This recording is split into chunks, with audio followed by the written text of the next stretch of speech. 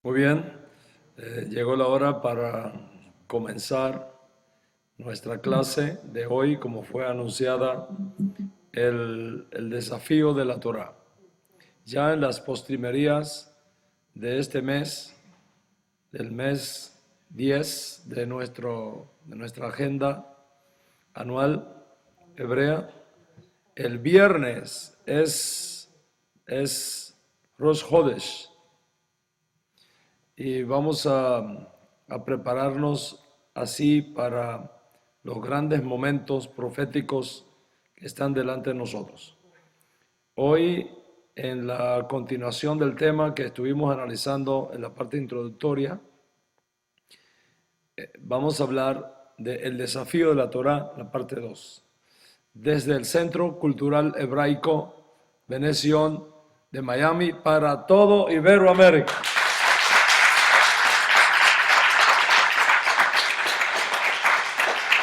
Baruch Hashem. Baruch Hashem. En la clase pasada establecimos que la Torá es el fundamento de la fe y de la ley de la vida judía. La Torá es el fundamento de nuestra vida. Y establecimos también el hecho de que sobre las bases de las fuentes históricas con que contamos, todos los estudiantes originarios de Yeshua en Israel fueron judíos, observantes de la Torá, observantes de las Misbot. En otras palabras, Yeshua fue un Shomer Torah. Sus estudiantes fueron Shomer Torah, guardadores de la Torá. Y lógicamente, todos los estudiantes actuales de Yeshua debemos ser Shomer Torah, como nuestro maestro.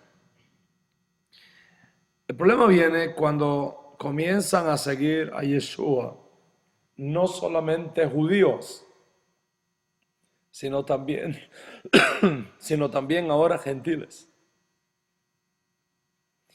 Y ahí es donde viene la pregunta del primer siglo. ¿Están los gentiles obligados a guardar la Torá como judíos? Para Yeshua, la normatividad, la vigencia de la Torá estaba fuera de cuestionamiento. En una de las fuentes de sus dichos tenemos esa famosa expresión de él: ni les pase por la mente que he venido a abrogar la Torá o los profetas. No he venido a abrogar, he venido a cumplir. En el judaísmo del primer siglo, esa frase, abrogar la Torá y cumplir la Torá, tenía un significado muy peculiar. Cuando un rabino estaba enseñando Torá y los que escuchaban estaban convencidos que había dado una correcta interpretación de la Torá, entonces se decía que había cumplido con la Torá. Es decir, había dado la correcta interpretación de la Torá. Lo que Jesús está diciendo es: ni les pase por la mente la idea de que yo he venido a declarar nula, pasada de moda, terminada la Torá. No he venido a anular, no he venido a destruir la Torá. No he venido a profanar la Torá, no he venido a explicar mal la Torá. He venido a enseñar correctamente la Torá. La pregunta es: ¿cómo aplica esto a los no judíos? Edificando entonces sobre lo que ya fue enseñado previamente, les invito a considerar conmigo la segunda conferencia sobre esta serie, el desafío de la Torá, que promete ser muy interesante. De paso, la primera cosa que me gustaría compartir en la clase de hoy es el significado hebreo del término Torah. Eso es muy importante. ¿Ok? El significado hebreo del término Torah. A la hora de estudiar las escrituras, tenemos que ponernos de acuerdo en lo que tratamos de decir cuando hablamos de la Torah. La mayoría de las traducciones cristianas de las escrituras vierten el término hebreo Torah como ley. Y de ahí la ley de Moisés, como una referencia a los 5 libros de Moisés. Y debido a esta traducción de Torah como ley, la mayoría de los creyentes formados fuera del judaísmo y específicamente dentro del cristianismo relacionan la Torah con la ley. La palabra Torah es en cierto sentido un poquito complicada porque puede significar diferentes cosas en diferentes contextos. Nosotros también en nuestra lengua castellana tenemos ciertas palabras que tienen significado distinto dependiendo del contexto en el cual lo usemos. Lo mismo ocurre con el término hebreo Torah. En su sentido más limitado y como casi siempre lo vamos a usar en esta serie, Torah se refiere a los 5 libros de Moisés. Génesis, Éxodo, Levítico, Números y Deuteronomio. Se conoce en hebreo como Humash, las 5 partes de la Torah. O Deuteronomio como segunda ley, se conoce también el cristianismo como Pentateuco. De Penta 5 y Teuco tomos, de los 5 tomos de la ley. Es básicamente la misma cosa. Pero la palabra Torah también se puede usar para referirse a toda la Biblia hebrea. Okay, puede referirse a toda la escritura. Ese cuerpo de literatura conocido a los no judíos como Antiguo Testamento y que nosotros llamamos Tanaj, okay, la Biblia hebrea, la Torah escrita. En su sentido más amplio, okay, Torah puede ser una referencia. Torah puede ser una referencia también a todo aquello que nosotros consideramos que forma parte de los contextos de la escritura en su sentido de interpretación de la Torah. O sea, es muy importante que entendamos estos principios que están en la mesa ahora. Vamos a ponerlo de otra manera. Vamos a ponerlo de otra manera. A leer en Levítico capítulo 10, verso 11. ¿Okay? Levítico capítulo 10, verso 11. Si alguno tiene su Humash por ahí, lo pueden mirar para que veamos exactamente de qué se trata. Okay. Levítico capítulo 10, verso 11. Dice, para que enseñéis a los hijos de Israel todos los estatutos que el Señor ha dicho por medio de Moisés. Observa ahí la palabra, ese verbo tan importante, para que enseñéis. ¿Sí? Torah es enseñanza. Torah, el concepto hebreo de Torah es enseñanza, es instrucción. Instrucción, enseñanza, es la esencia del concepto hebreo de Torah es enseñanza, es instrucción. Y cuando la gente lee, y cuando la gente escucha la palabra ley, siempre lo relaciona con algo inflexible, lo relaciona con algo que te acorrala, que te asfixia, que te roba tu libertad, que te oprime, etc. Nada más lejos de la verdad. Lejos de asfixiar, la Torah es precisamente el oxígeno del alma. Lejos de robar tu libertad, la Torah es precisamente lo que te permite ser libre. En el Salmo 119, verso 45, está escrito: andaré en libertad porque guardé tus mandamientos. Andaré en libertad porque guardé tus mandamientos. De modo que cuando una persona no guarda los mandamientos de Hashem, cae en esclavitud. Es imposible desde el punto de vista de la teología judía, es imposible ser libre, realmente libre, sin guardar los mandamientos de la Torah. Teológicamente, en el cristianismo se enseña la ley como un sistema inadecuado de salvación por medio de las obras, contrario a la fe, que se ve como el sistema adecuado de salvación. Salvación es por gracia. Debido a esta errónea enseñanza, los cristianos consideran que todo acercamiento a la ley es un alejamiento de la gracia. Y por tanto, teológicamente hablando, hablar de la ley es hablar de algo peligroso, que tiene el potencial de robarte la salvación.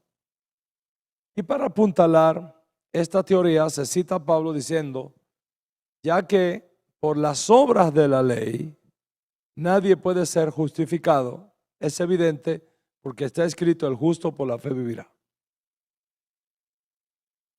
Y es cierto, en Romanos capítulo 3, verso 20, Pablo dice: porque por las obras de la ley ninguno será justificado delante de él. Por las obras de la ley ninguno será justificado delante de él. Sin embargo, vas al capítulo 2, no en el 3, en el capítulo anterior, el previo, el capítulo 2, verso 11, el mismo Pablo que escribe el capítulo 3, escribe en el capítulo 2, no son los oidores de la ley, sino los hacedores de la ley los que van a ser justificados. Entonces, por un lado, Pablo dice: los hacedores de la ley serán justificados. Y por otro lado dice: por las obras de la ley nadie será justificado. Entonces, ¿cómo entendemos eso? ¿Cómo armonizamos esas dos aparentes declaraciones opuestas entre sí? ¿Cómo puede ser verdad que por las obras de la ley nadie puede ser justificado, y al mismo tiempo ser verdad que los hacedores de la ley serán justificados? La respuesta es que ambas declaraciones son verdad. ¿Y cómo pueden ser verdad? Cuando entendamos de qué realmente el apóstol Pablo está hablando.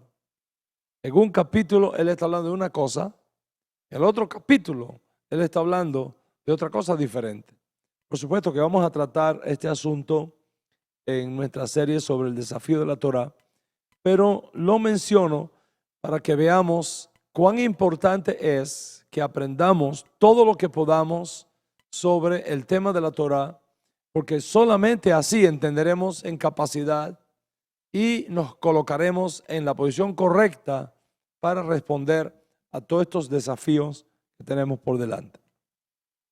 Lo más importante de todo, a los efectos de esta clase, es que lleves contigo en tu mente este concepto. En hebreo, Torah es sinónimo de instrucción. En hebreo, Torah es sinónimo de educación. La Torah, en un sentido primario, la Torah, en un sentido primario, está hablando del conjunto de los primeros 5 libros de Moisés, que vistos sinópticamente constituyen el manual de instrucción dado por Dios a Israel. Es el manual de instrucción. La pregunta es, ¿instrucción para qué? ¿Para qué? La mejor respuesta la encontramos en los escritos del rabino Shaul cuando dice, toda la escritura es inspirada por Dios y útil para enseñar, para reprender, para corregir, para instruir en justicia, a fin de que el hombre de Dios sea perfecto, completamente equipado para toda buena obra. Observa los calificativos que el rabino Shaul usa en esa declaración. Toda la escritura es inspirada por Dios y es útil para enseñar, instruir. Es la esencia del término Torah que venimos analizando. Es el concepto hebreo de Torah. ¿Cuál fue el mensaje del Altísimo al sustituto de Moisés? Ya Moisés iba a morir, nombró un sustituto, Yoshua. ¿Cuál fue el mensaje de Hashem a Yahshua, el nuevo joven líder de Israel? Le dice, es un texto que se conoce muchísimo, primera de Yoshua, solamente sé fuerte y muy valiente. Mira, eso es todo. Sé fuerte y muy valiente. Dígale a la persona que tiene a su lado, sé fuerte y valiente. Dígamelo a mí. No lo escuché bien, ¿cómo es? Ahora está mejor. Sé fuerte y muy valiente. Fuerte y valiente, ¿para qué? Sigue leyendo. Dice, para cumplir toda la instrucción que Moisés, mi siervo, te mandó. Valiente, fuerte, para cumplir ¿con qué? Con la instrucción que Moisés, mi siervo, te mandó. No te desvíes de ella, ni a la derecha, ni a la izquierda, para que tengas éxito. Para que tengas éxito a donde quiera que vayas. ¿Quieres éxito? No te desvíes de la instrucción.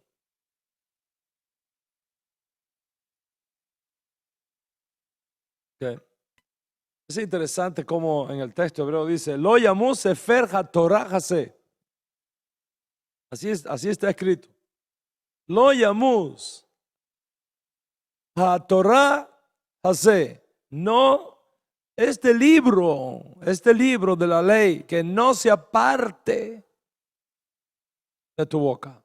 Este libro de la Torah, que no se aparte de tu boca. Que medites en el día y en la noche para que cuides de hacer todo lo que en él está escrito, porque entonces harás prosperar tu camino y vas a tener éxito. Éxito es una palabra muy bonita. Todos queremos tener éxito. Todos queremos tener éxito en las cosas que hacemos. ¿Cuál es el secreto del éxito? La obediencia a las instrucciones. Eso es todo. La obediencia a las instrucciones. El primero de todos los salmos es un canto precisamente a la Torah. Elís es el varón que no anduvo en camino de perversidad. Feliz el varón. No bienaventurado. No metamos a la diosa Ventura acá, como lamentablemente se ha metido, ¿no? No bienaventurado, feliz, feliz, bendecido el varón que no anduvo en camino de perversidad, ni en silla de delincuentes se sienta, sino que en la Torá del Eterno está su delicia, en la Torá, en el manual de instrucción de Hashem está su delicia, en ella medita de día y de noche, y entonces viene la bendición. Será como un árbol plantado junto a corrientes de aguas, que da su fruto a su tiempo y todo lo que hace prosperará. ¿Qué quiere decir esto? Que como manual de instrucción, la Torá precede a toda empresa, a todo proyecto, a toda construcción. De la misma manera que antes de construir una casa, una planta o algo tan simple como armar un mueble, el fabricante nos provee de un manual de instrucción del plano donde ya están los cálculos de todo el proyecto. Seguir ese plano es la clave para el éxito de ese proyecto. Tirar a un lado el manual del fabricante y pretender hacerlo a mi manera es muy riesgoso. Es muy riesgoso. Porque detrás del manual hay horas y horas de investigación. Detrás del manual hay horas y horas de cálculo, de experiencia metida ahí en ese manual. Usted llega ahora y dice, yo no necesito esto, lo tiro. Mire, le voy a contar una vez lo que me pasó. Yo fui a Venezuela y llevé conmigo un equipo de sonido que se le estaba regalando a una de nuestras comunidades allá. Un sonido muy bonito, muy bueno, con su manual de instrucción y todo. Llegó, gracias a Hashem, pasó bien por la aduana, no hubo problema. Entrego el equipo de sonido, entrego el manual, empiezan a armarlo. Los 2 minutos de estar armándolo, hubo una explosión. ¡Ah! El parlante mayor se explotó. Que yo llevé nuevo, se explotó. Se corrieron a ver qué había pasado. Uno de los muchachos, sin que nadie le autorizara, lo conectó al sistema sin primero seguir las instrucciones del manual. Cuando le metió la corriente, estaba mal puesto, se lo llevó, lo quemó. Y todo el esfuerzo que se hizo para llevar eso allá, por no seguir el manual, en 2 minutos lo quemaron, lo destruyeron. Nosotros somos muy dados a que cuando traemos un equipo tecnológico nuevo a la casa, empezamos a armar y no miramos el manual. Después cuando se traba la cosa, es que miramos el manual a ver qué pasó. Vamos a mirar aquí qué es lo que era. Tirar a un lado el manual del fabricante y pretender hacerlo a mi manera es muy riesgoso. La historia demuestra que cualquiera que fabrique una casa y no siga los códigos de la ciudad para ello, puede ser multado, obligado a destruir lo que hizo y hacerlo todo otra vez según el código. De hecho, la ciudad pone inspectores que son especialistas que vienen y observan que lo que se está haciendo está en línea con los planos que fueron aprobados. Tú compras un coche y el fabricante que te garantiza este coche va a funcionar 10 años o 100,000 millas, 160,000 kilómetros. Yo te lo garantizo. Siempre y cuando sigas el manual de instrucción del fabricante, donde están todas las instrucciones para el correcto uso del mismo, el mantenimiento a tiempo, etc. Si tú no sigues esas instrucciones, si tú no das ese mantenimiento que yo te especifico en el manual de instrucción, yo no te garantizo que el carro va a durar las 160,000 kilómetros o 100,000 millas o los 10 años. Y si violas eso, no te garantizan el rendimiento del coche. Es decir, en el judaísmo, Torah es sinónimo de instrucción. Esa es la palabra que tienes que llevarte en tu mente para tu casa después de esta clase. Es nuestro manual de instrucción para que sepamos cómo edificar la casa, cómo tener éxito en todas las cosas que emprendamos. Y eso incluye lo que comemos, lo que no debemos de comer, la manera de tratar al prójimo, la manera de tratar a tu marido, la manera de tratar a tu papá, a tu esposa, a tus hijos, al vecino, etc. En la Torah, nuestro manual de instrucción nos dice qué está permitido y qué está prohibido. Para que tú sepas, tenemos 365 mandamientos negativos en la Torah. Cosas que están prohibidas hacerlas. Porque si tú las haces, te va a ir mal. 365, casi una para cada día del año secular. Hay 365 prohibiciones en la Torah. Cosas que no debemos hacer. Porque si las hacemos, se nos va a enredar la vida. Y eso es exactamente lo que Hashem no quiere, que se te enrede la vida. Y tenemos 248 mandamientos positivos. Cosas que sí debemos hacerlas.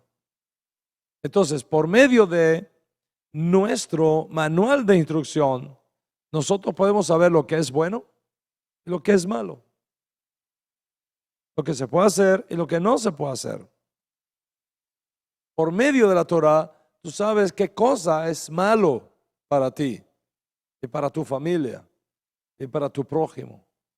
Y por medio de la Torah sabemos qué cosa es bueno para ti, para tu familia y para la comunidad. Por ejemplo, ¿cómo sabemos que robar es malo? Por la Torah.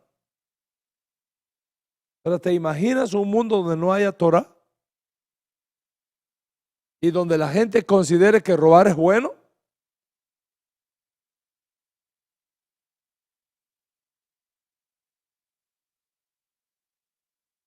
Imagínate un mundo donde la gente considere que la codicia, que no está mal tener codicia, que es bueno tener codicia, codiciar las cosas del vecino y robarle las cosas al vecino.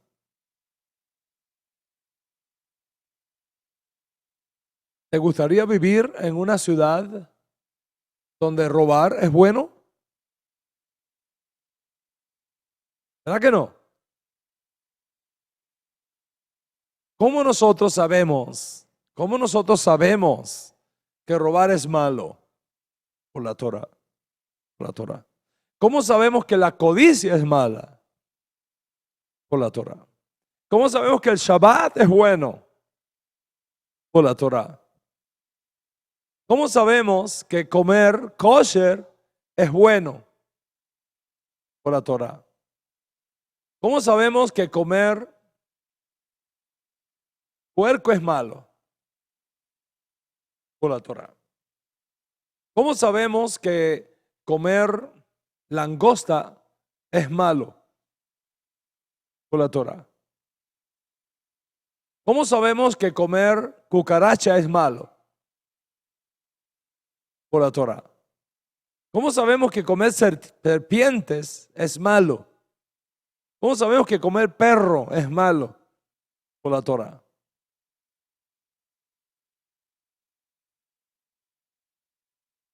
Por la Torah. Pero ¿qué pasa en un país donde no hay conocimiento de la Torah? Comen perro, comen cucaracha, comen puerco.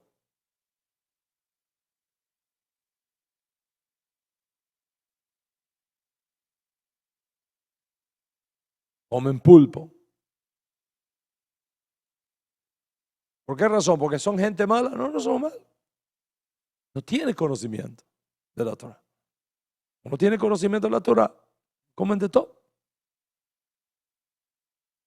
Pero cuando llega la luz de la Torah nos dice, mira, no todos los alimentos que yo creé son para comer. Algunos de los alimentos, de las cosas que yo creé, no son para comer. Entonces, Señor, ¿cómo hago? Ay, es muy fácil. Yo te voy a enseñar a ti cuáles son los alimentos que se pueden comer, cuáles son los que no se pueden comer. Bien fácil. Mira, los de la tierra, para comer cualquier cosa de la tierra, necesita tener dos características. Que tenga pezuña y que rumie. Si tienes esas dos características, te va a hacer bien. No te va a hacer daño, te va a hacer bien. Y tú miras el puerquito, dice, pues el puerquito tiene pezuña hendida, pero no rumia. No lo como. No lo como porque papá dice que eso no se puede comer. ¿Entiendes ahora? Y miras al caballo y dice, el caballo rumia. Pero le miras las patas, no tiene pezuña hendida, tiene casco. No se puede comer el caballo. Así que el tasajo de caballo no va en mi mesa, no lo como. Tan simple como eso. Y en el mar, ¿cómo hay tantos animales que hay en el mar, Señor? Es bien fácil. Si tiene escamas y aletas, lo puedes comer. No tiene escamas, no puedes comer. El tiburón, ¿tiene aletas? Sí, tiene aletas. ¿Tiene escamas? No, no tiene escamas. No lo como, no como tiburón. La ballena, ¿tiene aletas? Tiene aletas. ¿Pero tiene escamas? No tiene escamas. El dolphin, ¿tiene aletas? Tiene aletas. ¿Tiene escama? No tiene escama. No lo como. ¿Estás viendo cómo es que la Torah funciona? La propia Torah te va diciendo cada una de las cosas que son buenas para ti, las cosas que te convienen a ti, las cosas que no te convienen a ti. ¿Cómo sabemos, por ejemplo, que una familia está formada por un papá y por una mamá y por niños? Por la Torah. En ningún lugar tú vas a encontrar instrucciones de la Torah para formar una familia de dos mamás con niños. Y en ningún lugar te vas a encontrar en la Torah instrucciones de una familia formada por dos papás y niños. Para la Torah eso no es familia. Eso es aberración. Es algo deshonroso que va a traer consecuencias imprevisibles para la sociedad. Así que la Torah es lo que te va a ir diciendo qué cosa es bueno y qué cosa es malo. Lo que agrada a Dios y lo que enoja a Dios. La Torah te va a ir diciendo lo que te ayuda y lo que te daña. La Torah te va a ir diciendo las cosas que en la vida te facilita el éxito y las cosas en la vida que te las enreda y te las complica. Si eso es así, entonces el manual de instrucción de la Torah es sumamente importante para todos nosotros. Está claro entonces que alguien tiene que poner las reglas del juego.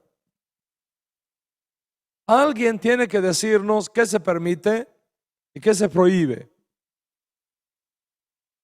Alguien tiene que decirnos qué es bueno y qué es malo. Alguien tiene que decirnos que esta mano es la derecha y que esta es la izquierda. Alguien tiene que decirnos qué no tenemos que hacer para que se me complique la vida y qué sí tengo que hacer para que se me facilite la vida. Alguien tiene que decirme qué son los pasos que yo debo seguir para que reine la paz, la felicidad, la armonía y la prosperidad en mi casa. ¿Y qué hizo Dios entonces? puso el fundamento de la Torá, nos entregó la Torá y ahora está en nuestras manos un manual de instrucción. ¿Tenemos que darle gracias a Hashem por ese manual o no tenemos que darle gracias a Hashem por ese manual? Entonces, el principio fundamental y el punto fundamental, la esencia misma del concepto Torah es educación, es instrucción. Es el libro de instrucciones, es el manual de instrucción que Hashem nos ha dado. Ese es el fundamento de la Torah. Hashem puso ese fundamento y nos entregó la Torah.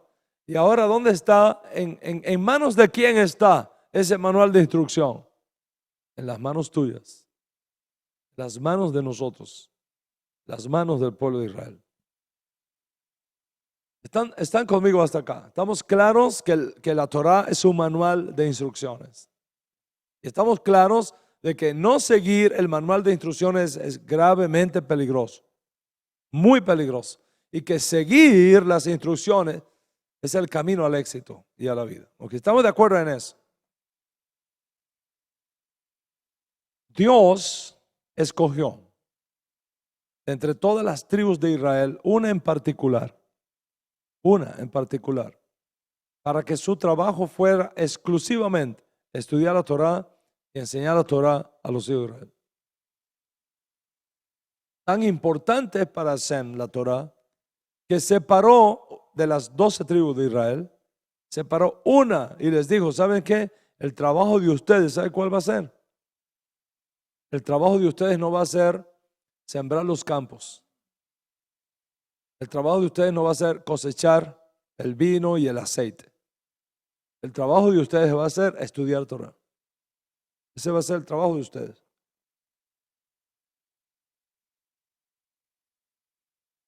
Todo lo que ustedes van a dedicarse 8 horas al día es estudiar Torah.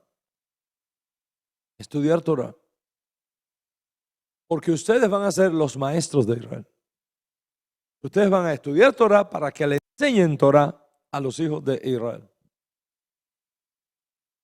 Dios escogió de entre todas las tribus de Israel una en particular para que su trabajo fuera exclusivamente estudiar Torah y enseñar la Torah a los hijos de Israel.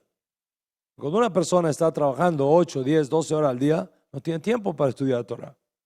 No tiene tiempo para estudiar Torah. Pero si esa persona viene, como ustedes esta noche aquí, vienen 1 hora acá, yo que pude estudiar Torah, ahora le enseño la Torah. Y usted recibe la síntesis, la sustancia del estudio de la Torah. Eso es lo que leímos hace un momento, como está escrito en el libro de Levítico, capítulo 10, sobre la función pedagógica de los sacerdotes y levitas. La tribu escogida por Hashem para que se dedique al estudio de la Torah y a la enseñanza de la Torah. Dice, para que hagáis distinción entre lo santo y lo profano. Mire qué cosa más bella.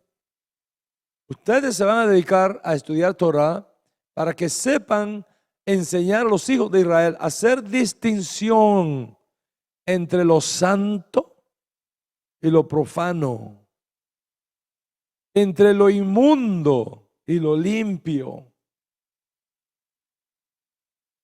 Y para que enseñen a los hijos de Israel todos los estatutos que el Señor les ha entregado por medio de Moisés. Así que el primer concepto que tenemos que llevar acá a casa en esta clase de hoy es esta. La Torah es instrucción. Es el libro de instrucciones dado por Hashem para que sepamos lo que se puede hacer, lo que no se puede hacer. Lo que nos conviene, lo que no nos conviene. Lo que nos hace daño y lo que nos hace bien. Lo que está permitido, lo que no está permitido. Lo que es santo y lo que no es santo. Lo que es inmundo y lo que es sagrado. Lo que constituye algo que te va a edificar o algo que te puede destruir. Es lo que te facilita tu acceso a Dios. Te muestra, mira, estas cosas, si tú las haces, te van a facilitar tu acceso a Dios. Pero al mismo tiempo, si estas cosas las haces, que están prohibidas, te va a estorbar tu acceso a Dios. Estas son las cosas que van a elevar tu alma. Estas son las cosas que van a contaminar tu alma. Estas son las cosas que te van a hacer rico. Estas son las cosas que te van a hacer pobre. Estas son las cosas que te van a llevar a éxito. Estas son las cosas que te van al fracaso. Estas son las cosas que van a permitir que tu vida camine en paz y te eleves, o que tu alma se desenfrene y se pierda en el camino. Entonces, como todo eso está en juego, tu vida, tu salud, tu prosperidad, tu paz, etcétera, es importante o no tener el manual de instrucción. Y es importante o no tener el maestro que nos lleva de la mano y nos instruye en estos caminos de Hashem. Tanto es así que en el Talmud hay una historia, es como un midrash, que es un midrash realmente, que dice que si tú tienes tu papá y tu maestro de Torah y los dos se están ahogando en un río, ¿a cuál de los dos tú tienes que salvar primero? ¿Ya qué problema? Si tienes a tu papá ahogándose en el río, tu padre biológico se está ahogando en el río, y a tu rabino ahogándose en el río, y nada más que puedes sacar a uno, ¿a cuál de los dos sacas? Primero.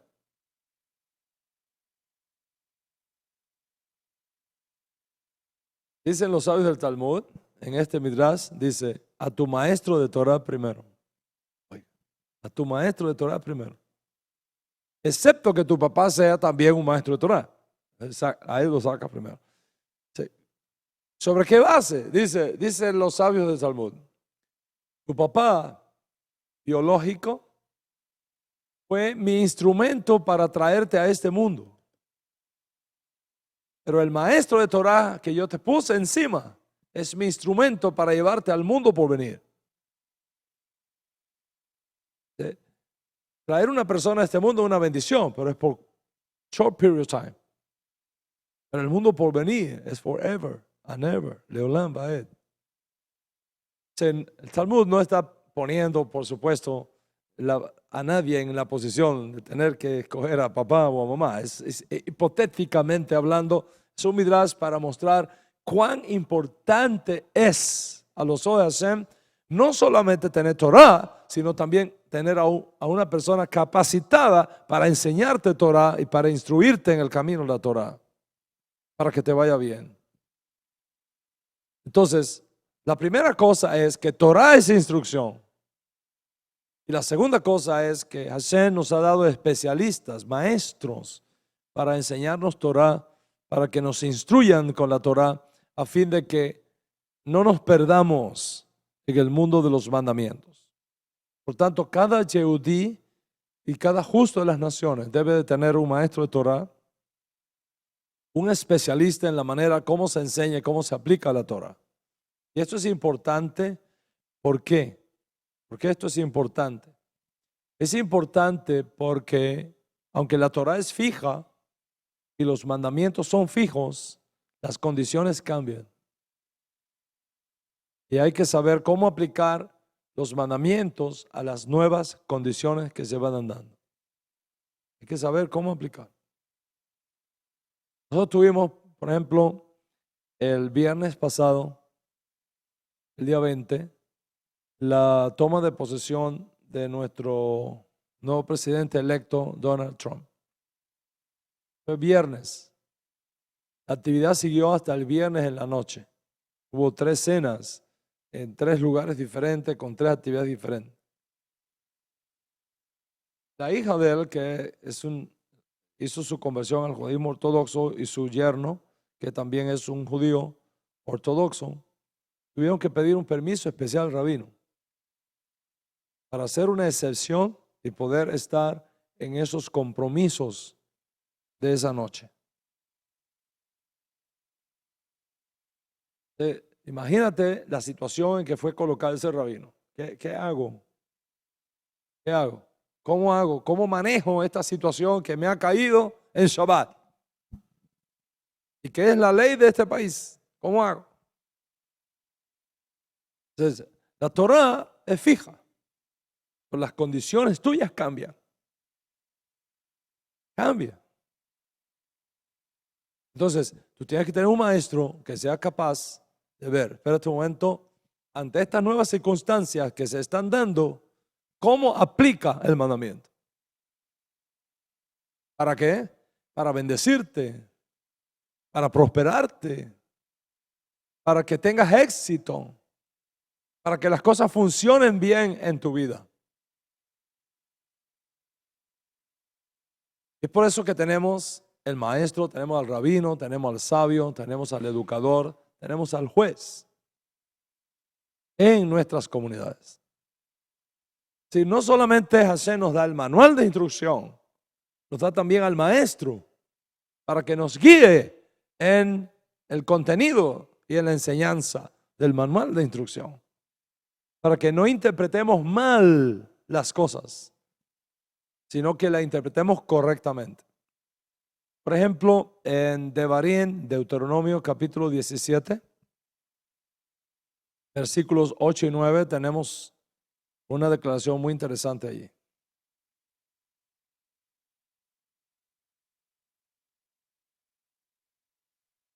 Deuteronomio, Devarim, capítulo 17, versículos 8 al 10. Dice, si un caso es demasiado difícil para que lo puedas juzgar, como entre una clase de homicidio y otra, entre una clase de pleito y otra, o entre una clase de asalto y otra.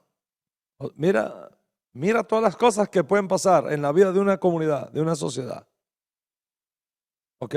Puede haber un homicidio. ¿Cómo se resuelve un caso de homicidio? ¿Cómo es el procedure? ¿Cómo es el procedimiento para tratar cuando hay un caso de homicidio?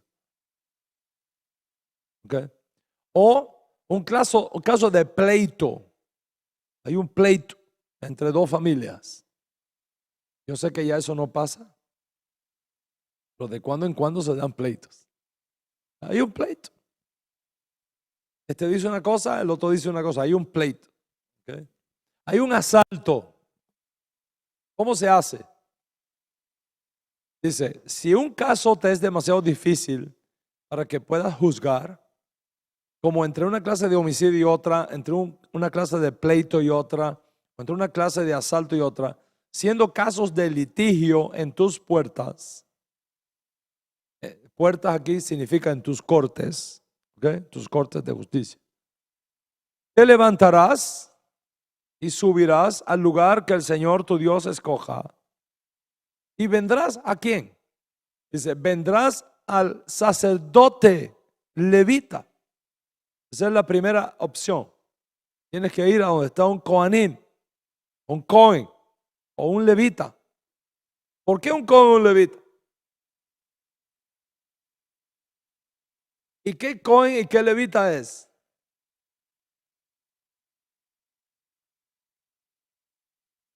Porque si no reúne, si un levita, por ejemplo, que no sabe ni leer ni escribir, no guarda Torah, no guarda mandamiento, trabaja en McDonald's, pero es levita. Si tú tienes un problema de homicidio, ¿va a ir a ese levita que te diga cómo es que se resuelve la cosa? Porque es levita. No. Es que ese sacerdote y ese levita, para que califiquen, tienen que reunir lo que ya estudiamos previamente. El trabajo de ellos será dedicarse el día entero a estudiar Torah, para que la enseñe a los hijos de Israel. Entonces, para que tú vayas a un cohen o a un levita, tiene que ser a un cohen o un levita que está dedicado el día entero a estudiar Torah. Porque si no es un estudioso de Torah y no está guardando el estudio de la Torah como parte de su vida, tampoco califica, aunque sea Cohen, aunque sea levita. Se menciona aquí al levita y se menciona al Cohen, porque se supone que en Israel el levita y el Cohen no pueden tener otro trabajo que no sea dedicarse al estudio de la Torah 8 o 10 horas todos los días para enseñarla a los hijos de Israel, que son los maestros de Israel. El problema en nuestras comunidades viene cuando ponemos de maestros a los que no son Kohanim, no son Leviim, no tienen conocimiento de la Torah. Y entonces ahí vienen los problemas. Sigamos leyendo. Vendrás al sacerdote levita o al juez que oficie en aquellos días e inquirirás de ellos y ellos te declararán el fallo del caso. Ellos te declararán el fallo del caso. Y harás conforme a los términos de la sentencia que te declaren desde aquel lugar que el Señor escoja y cuidarás de observar todo lo que ellos te enseñen. Eso es Torah, le Moshe mi Sinaí. Así está, clarísimo. Si Hashem no solamente nos da el manual de instrucción, nos da también al maestro para que nos dé la explicación de la instrucción en mi caso específico, en mi circunstancia específica por la que yo estoy pasando. Devarim capítulo 21 verso 5 dice así: entonces se acercarán los sacerdotes, hijos de Leví, porque el Señor tu Dios los ha escogido para servirle y para bendecir en el nombre del Señor, y ellos decidirán todo litigio y toda ofensa. Ellos van a decidir todo litigio, toda ofensa. De nuevo se enseña que no solamente tenemos el manual de instrucción, tenemos también al maestro para instruirnos. Éxodo capítulo 22, verso 8. Si no es hallado el ladrón, entonces el dueño de la casa se presentará ante los jueces para determinar si él metió la mano en la propiedad de su vecino. ¿Cómo haces? Si no es hallado el ladrón, entonces el dueño de la casa se presentará ante los jueces para determinar si él metió la mano en la propiedad de su vecino. Así que en el caso de Israel, tenemos la Torá, tenemos el manual de instrucción, que es la Constitución Nacional. Y entonces Dios estableció a los sacerdotes y a los levitas como el poder legislativo de la nación. Ellos son los que nos interpretan la Torá y los que crean las leyes basadas en la Carta Suprema de la nación, que es la Torá. Señores, no hay manera de administrar un país sin una corte de justicia formada por jueces que determinan cómo es que se lleva adelante la nación. Imposible. En el caso de Israel tenemos la Torá, tenemos los 5 libros de Moshe Rabeno, como la Constitución, como la Carta Magna, como nuestro manual supremo de instrucción. Y todos estamos sujetos a la decisión suprema de los jueces y todos estamos obligados a seguir sus instrucciones aun cuando no estemos de acuerdo con su decisión. Aun cuando no estemos de acuerdo con la decisión, cuando un juez de Israel dice caso cerrado, es caso cerrado. Y debido a la naturaleza orgánica del destinatario de la Torá, es decir, el pueblo de Israel, los jueces se ven en la obligación de interpretar la ley e incluso crear nuevas leyes con la mira de poder administrar apropiadamente al país. Tenemos una ley escrita, tenemos también una ley interpretada una Torah escrita y una Torah oral. La función de la Torah oral es ayudarnos a entender y a aplicar apropiadamente la Torah escrita.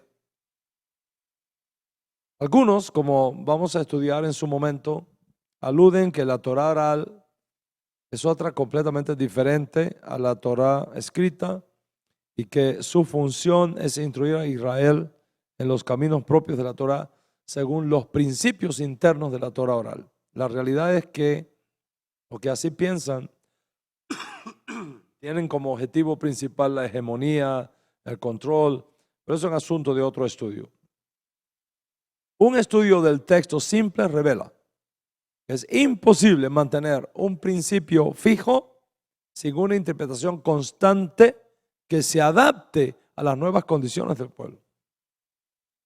Por tanto, la existencia de una Torah escrita demanda elucidación, demanda explicación, demanda aplicación práctica. Al momento que los jueces toman un texto y lo aplican a una nueva condición, van creando leyes, van creando preceptos, van creando precedentes jurídicos. Y la suma de todo eso crea una red de mandamientos que giran alrededor de la Torah. Y este es el tercer punto que estamos haciendo en la clase de hoy, que es muy importante conocer. La cerca de protección alrededor de la Torah. Eso es un concepto hebreo jurídico sumamente importante. Cercos de protección alrededor de la Torah. Por ejemplo, les voy a dar un ejemplo. Devarim capítulo 6, verso 13. Deuteronomio capítulo 6, verso 13 enseña que debemos jurar.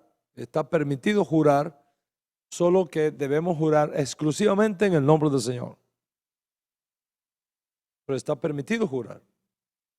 Dice la Torah, temerás solo al Señor tu Elohim, a Él adorarás y por su nombre jurarás. Por su nombre jurarás. Sin embargo, Yeshua dijo, no juréis. ¿Cómo?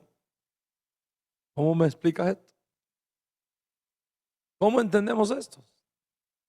Si la Torah dice, por un lado, en el nombre del Señor tu Dios jurarás. Entonces ahora, varios siglos después, varias generaciones después, un rabino en Israel dice, no juren, no juren. Cualquiera que no entiende cómo funciona la jurisprudencia hebrea, piensan, no, ya ve, para Yeshua se acabó todo. Ya ahora, de ahora para él, de aquí adelante, otra cosa nueva. Fíjate que la Torah dice no jurarás y él dice no juréis. Ya ahora empieza una cosa nueva. Los que así afirman, lo único que revela es su ignorancia de cómo funciona la ley judía. ¿Cómo entendemos esto? Los profetas, los sabios y maestros de Torah tienen autoridad suprema de la Torah para colocar cercos de protección alrededor del mandamiento a fin de proteger el mandamiento de no ser violado.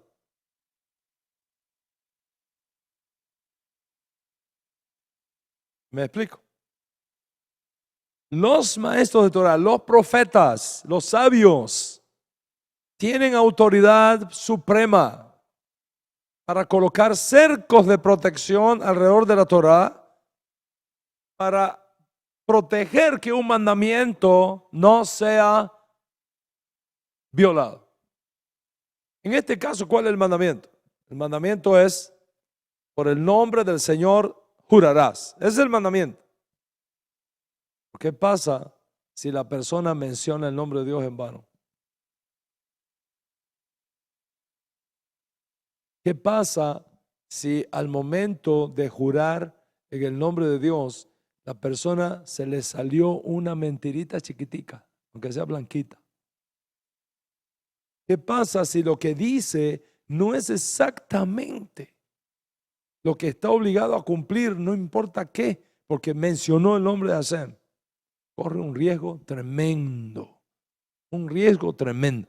Y dadas las condiciones que estaban operando en aquellos días, Yeshua juzgó, ¿sabes qué? Mejor no jures. No jures. Él no está diciendo, el mandamiento de no jurar se acabó. No, ¿sabes qué? Mejor no jures para no violar el mandamiento que dice, por el nombre del Señor tu Dios jurarás.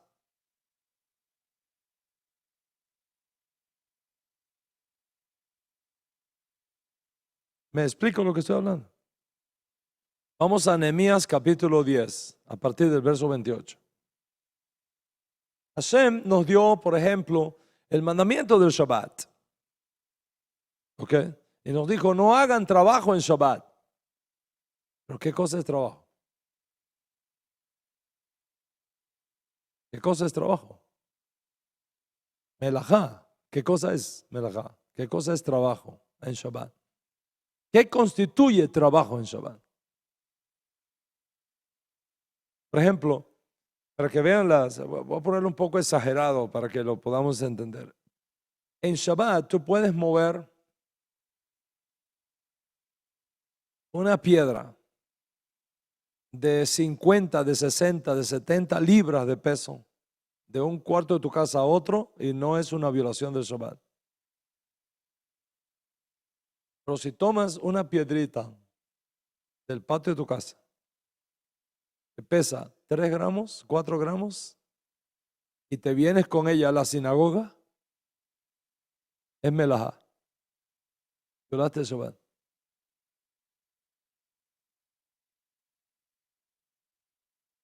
Acabo de mover una piedra acá de 100 libras de un lado a otro. Eso no es problema. Y la otra, pues si la otra nada más que pesa 3 gramos, 4 gramos, no pesa nada. Es un granito. Sí, pero las condiciones son diferentes. ¿Te das cuenta la tremenda responsabilidad que se tiene de definir qué cosa es melajá y qué cosa no es melajá? Bueno, vamos a mirar lo que dice aquí Nehemías 10 a partir del verso 28.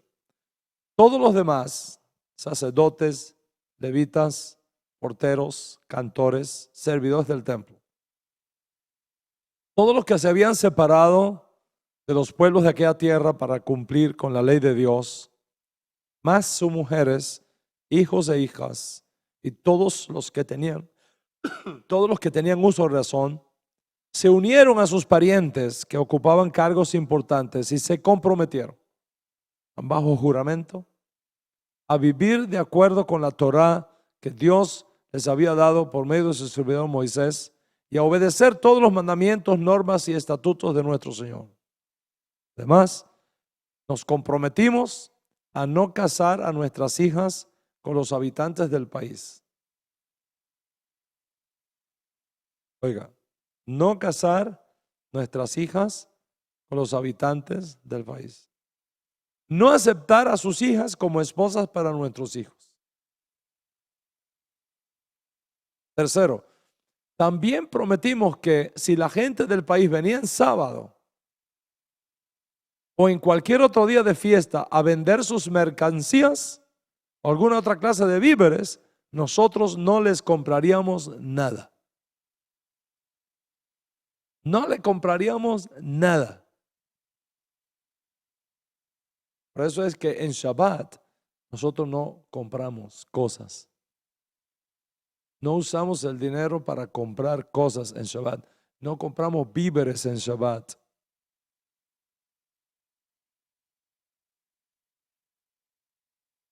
Pero en ningún lugar de la Torá dice, no compres víveres en Shabbat.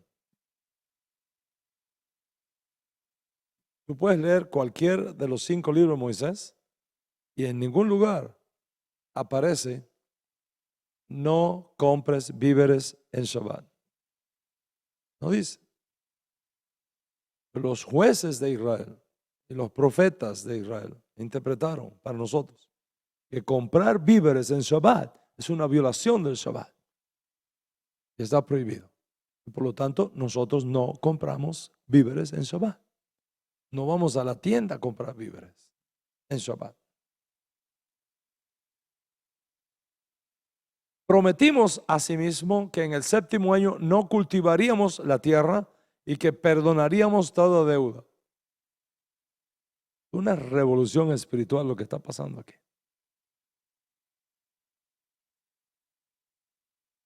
Además, nos impusimos la obligación de contribuir cada año con 4 gramos de plata a los gastos del templo de nuestro Dios. El pan de la presencia, las ofrendas, el holocausto diario, los sacrificios de los sábados, de la luna nueva, de las fiestas solemnes, las ofrendas sagradas, los sacrificios de expiación por el pecado de Israel y todo el servicio del templo de nuestro Dios. Y en cuanto a la ofrenda de la leña, echamos suertes entre nosotros, los sacerdotes, los levitas y el pueblo en general, según nuestras familias, para determinar a quienes les tocaría llevar en los tiempos fijados cada año la leña para el templo del Señor nuestro Dios, para que ardiera en su altar, como está escrito en la ley. La ley dice, el altar siempre tiene que estar ardiendo, no puede faltar la leña en el altar. Eso es lo que dice la Torah. Pero no dice quién tiene que poner la ley. ¿Quién es el responsable de poner la leña? ¿Y quién es el responsable de pagar por poner la leña? La Torah no dice. Si acá entendimos cómo ellos lo aplicaron. En cuanto a la ofrenda de la leña, echamos suertes entre nosotros los sacerdotes, los levitas y el pueblo, según nuestras familias, para determinar a quiénes le tocaría llevar en los tiempos fijados cada año la leña para el templo del Señor. ¿Sabes qué? A ti te toca este año. Toda tu familia, este año te toca llevar toda la ley. El año que viene a fulano, el año que viene a fulano, el año que viene a fulano. Y así se repartieron entre todos.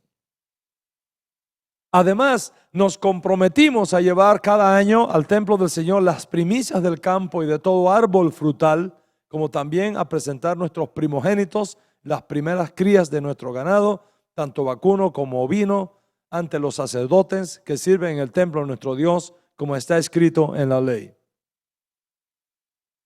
Bueno, ¿y qué pasa si mi negocio no es de agricultura? ¿Cómo es el trasfondo aquí? ¿Qué pasa si mi negocio no es de agricultura, de granos o de la ganadería? Mi negocio no es de ganadería. Mi negocio es de vender lentes de contacto. ¿Cómo aplica el mandamiento de las primicias? ¿Cómo aplica el mandamiento del diezmo? ¿Cómo aplica el mandamiento del macer? Cuando el negocio mío no tiene nada que ver ni con frutas, ni con vegetales, ni con ovejitas, ni con carneros, ni con vacas. Yo no tengo nada de eso. ¿Cómo hago? Cuando tú tengas un asunto así, vendrás al sacerdote que yo he colocado, al maestro, al juez que yo he colocado sobre ti, le presentarás tu asunto y según él te diga, así tú vas a seguir esas instrucciones. Tenemos la Torah, tenemos al maestro de Torah y tenemos el cerco de protección alrededor de la Torah. Entonces, cuando empezamos a poner todo esto junto, nos vamos dando cuenta cuál es realmente el significado del concepto Torah a la luz de la Escritura. El primer concepto de Torah es instrucción. Son las instrucciones divinas para que las cosas nos vayan bien, para que seamos prósperos aquí en la tierra. Segundo, que tenemos que tener en nuestras comunidades hombres y mujeres dedicados a la enseñanza de la Torah. Y tercero, que siempre hay que buscar proteger los mandamientos de la Torah, colocando cercos de protección alrededor de la Torah, responsabilidad de lo cual está en las manos de los jueces y los sacerdotes de nuestro pueblo Israel. La pregunta obligada aquí es, ¿qué relación entonces tienen los no judíos con todo esto?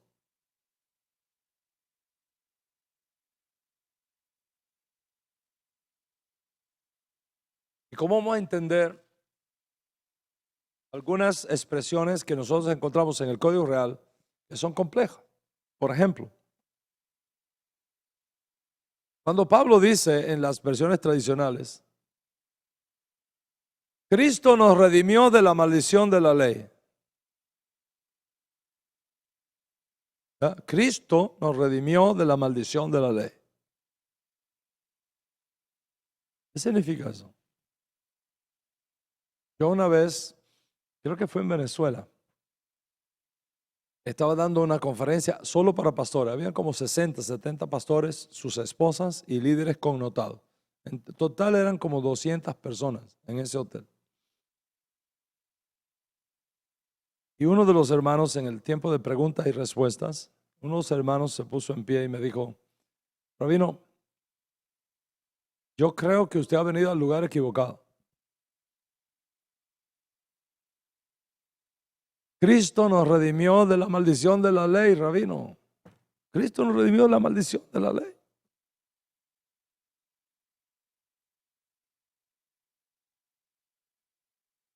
Yo me quedé mirándolo y le dije, ¿te puedo hacer una pregunta? Sí, claro. ¿Cómo Cristo te va a redimir de la maldición de la ley si tú nunca la has tenido? ¿Cómo te puede Él redimir de algo que tú nunca has tenido? Hubo un silencio completo en la sala. Silencio completo. Este tipo de teologías y este tipo de enseñanza es el resultado de no conocer lo que significa el término Torah en hebreo, el término ley en hebreo. De hecho, hay un libro que yo escribí hace un tiempo atrás, al principio de este siglo XXI, que dice Gálatas, el desafío del tercer milenio, que se lo recomiendo a todos adquirirlo. De hecho, está aquí en la Judaica disponible. No es un libro de exposición de Gálatas, sino sobre Gálatas. Es un libro maravilloso, es de estudio obligante para cada uno estudiante, para cada estudiante que toma en serio el concepto hebreo de Torah. ¿Qué relación tiene el no judío con la Torah? Una de las preguntas que vuelve loco a los historiadores es esta, que hablamos de esto ya en una clase pasada. ¿Cómo se explica? ¿Cómo se explica que en la teología cristiana tradicional se enseña que ya la ley de Moisés pasó, expiró, que la ley y los profetas eran hasta Juan, de ahí viene la gracia y la verdad son reveladas por medio de Yeshua el Mashiach, etc. Todos esos textos, ¿no? ¿Cómo es posible? Esto es algo que los historiadores se rompen la cabeza. ¿Cómo es posible que la iglesia siga insistiendo en que la ley de Moisés pasó, que ya caducó, que ya ha sido reemplazada por la gracia, por la gracia, y todavía quiera seguir teniendo los libros de Moisés con ella? ¿Para qué tú quieres la ley si ya pasó? ¿Para qué tú quieres la ley? ¿Para qué tú quieres tener todos esos libros en tu mano si tú no los guardas? Y si tú mismo enseñas que ya eso caducó y que hay una cosa nueva, ¿para qué tú quieres eso en tu mano? Todas estas preguntas las vamos a ir resolviendo y respondiendo con la ayuda de Sem en esta serie, El desafío de la Torah. Hashem, que es bueno, te bendiga en esta clase, te lleve estos conceptos contigo, los rumies, y puedas disfrutar la riqueza de la Torah que ha sido dada y ha sido enviada para bendecirte, para llevarte a puertos de luz, para hacer que todo lo que tus manos hagan prosperen conforme a su promesa. Amén y amén. Shalom, shalom.